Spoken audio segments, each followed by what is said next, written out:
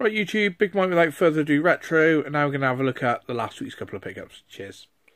Right, first thing, we'll start off with the least interesting thing, is I got a couple of 3 metre, I think they're 3 metre each, 3 metre extender cables for the Amiga joystick ports.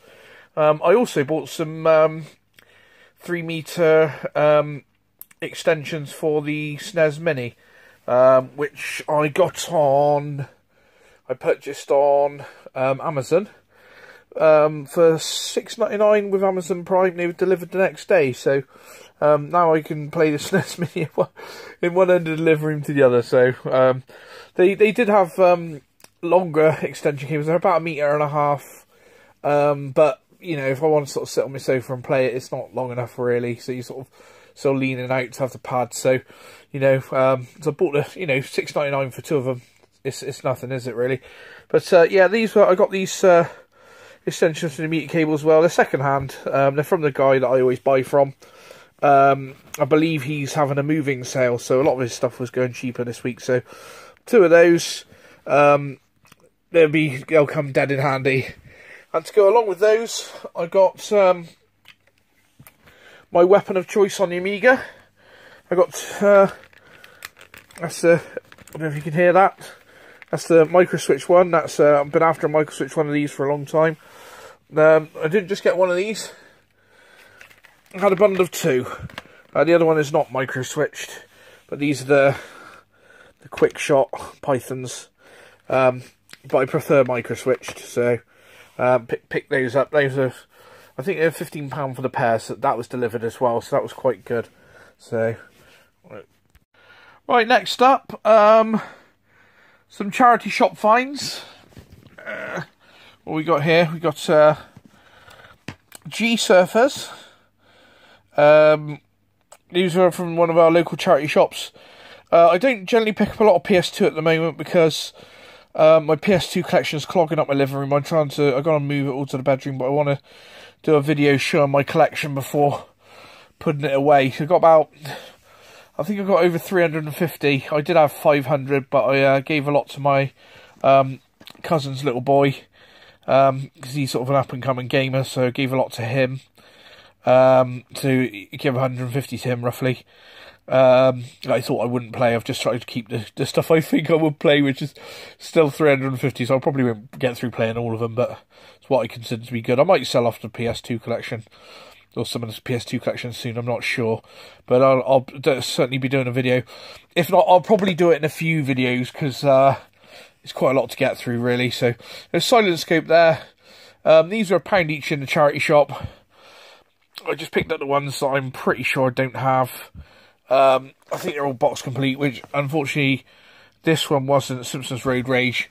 But it is very nice condition. Do have the manual. It's very nice condition, so I said could have the box for free, so I might have a disc at home.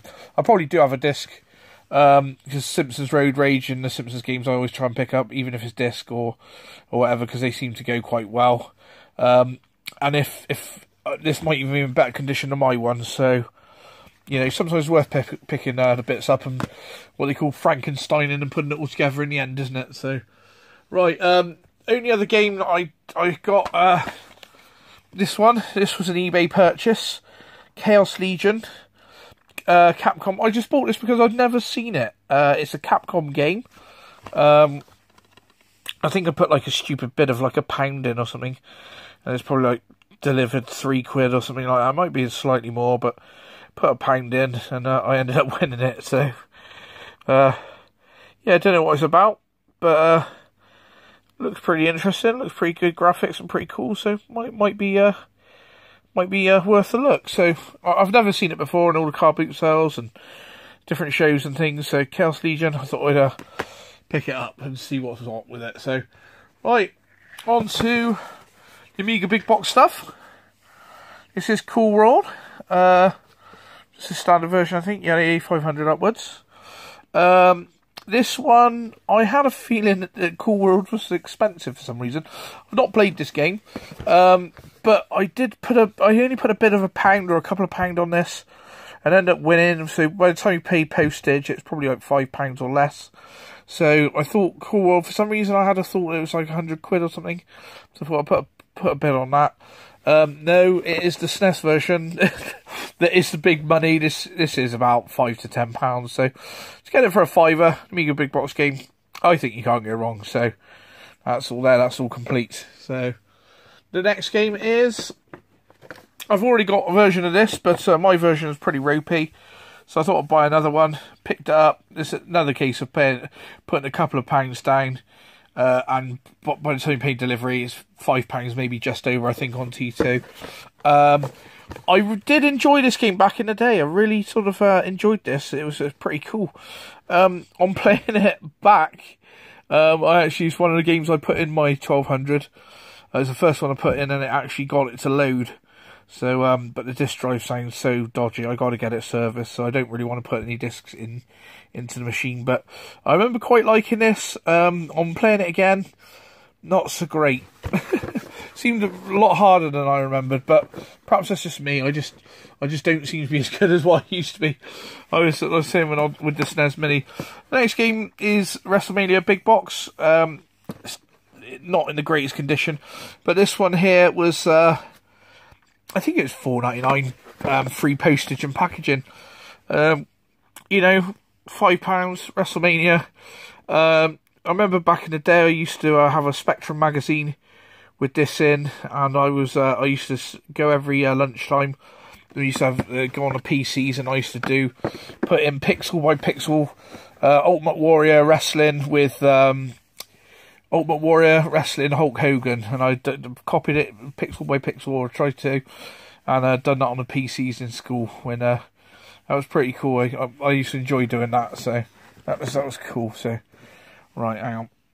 Right, the next game then. I haven't peeled off the wrapping on this one yet, but it is Populous 2, big box on the Amiga. Again, I think I paid around £5 for this.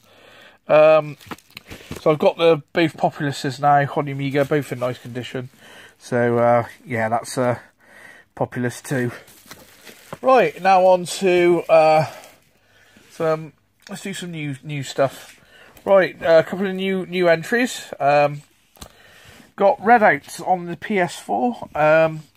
It looks almost like a F-Zero type game. Looks pretty cool.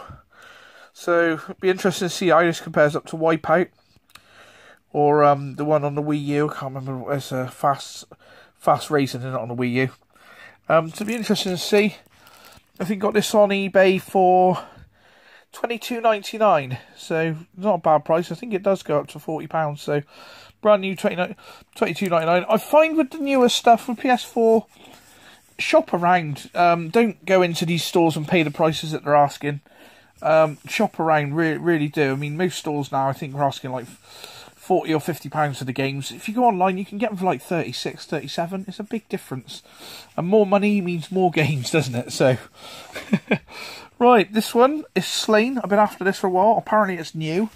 But, game is, takes a seal off everything, doesn't it? So, I'm a bit suspicious if this is new or not. But, game were having a one-day sale this week, and I found a gift card this week in my wallet. Basically, it was still on the bit of card, and I was like, "What's on that? There must be money on that," because I would have, it wasn't scratched off on the back. So I had to buy something to find out what was on the card. So I bought a £5 PlayStation, and there was like £7 something left on the card. So they had a one-day sale this week. So I've been after Slain. It's like a Castlevania type, Metroidvania they sort of call it, don't they? But with a very sort of rock music, real sort of rock music. I think it's got like live band. You can get a CD with the limited edition of this. It says there, look, Full Metal soundtrack by whoever that is. So, but yeah, Slain looks really cool. Online it's about £15. Game were having a one-day sale. It was £9.99. So what I did was I had £7 something on a card. I had £2 something in credit online. So this game actually cost me 99 pence. So, which I was pleased with, but it wouldn't let me put it through on PayPal. I had to pay it on my bank account because for some reason, sometimes they don't let you put through PayPal or credit. They're very, they're very stupid. Well, they're not stupid. They're just trying to make the most money that they can, aren't they? But what they do with game, I don't know if anyone else knows this or has noticed this. They won't let you pre-order with pre-bought store credit. They'll only let you pre-order with cash. But once the game is out, they will let you then buy it with your cards, but you have to wait for it to be released. So I don't know why that is. It's probably something to do with sales and you know, but surely if you've paid money and you've got their credit, they should let you buy games. So right, the next one is, I know this is a copy, but I do have a copy of one of these. Was the guy was selling this on eBay. I do have the CD, which is, I've got a feeling I might have both of these. I think mine's called 444 and maybe 666, but this one's 444 and 888, which is two basically just copied CDs. But I don't have, I've not got the knowledge or the means. I do have the means. I've got a PC and I can download things and that, but I'm very wary of viruses and things. So, you know, if I can get stuff and someone has already done the work for me, I don't have to go to these dodgy download sites and, you know, you've got no risk of getting the viruses then, have you? Unless you put the viruses on these discs. But I don't think you can put a virus on the CD32. In fact, I'm pretty sure it doesn't have a hard drive or anything. So, but these discs basically contain pretty much every game that's released on the CD32. It's just a nice, easy way. You put a disc in, you select what you want to play, and you play it. The ones that I got with my CD32, which when I bought it, they're a bit tempered and they're a bit scratched up. Hence why I bought these. I think the pair cost me £10. We've done a nice sort of little case, but it's just worth it to have the all of the games playable. The CDs are in lovely condition. The guy should have probably burnt it off and printed me a cover, didn't he? I expect, but yeah, it's got all the games there. As you know, I collect the CD32 games. I like collecting the games. I've had these discs, but I like to have the originals as well. When you're a collector, it's nice to have physical media and physical boxes and the manuals and everything like that. It's not just about having the games. Like I say, I've got probably 200 odd games on my PC and I've got no attachment to them whatsoever. I've rebought them again on PS3 and PS4, and you know, because I just don't feel attached to just files on my PC. And a lot of what you're getting now is if these places where they hold your files goes under and they're no longer about, you know, you don't have those games anymore. So at least with the physical media, you still can play those games. So, you know, if the company goes under and their servers are off, then that's you not having that game anymore. So the next one is a bit of a strange one. Bomberman. It doesn't have the front cover. It does have the back cover. Does have the back cover though. But Bomberman's cool. I love Bomberman. I do have another copy of this. I'll probably just get a decent front copy made for this. I'll write on the back that it's a copy.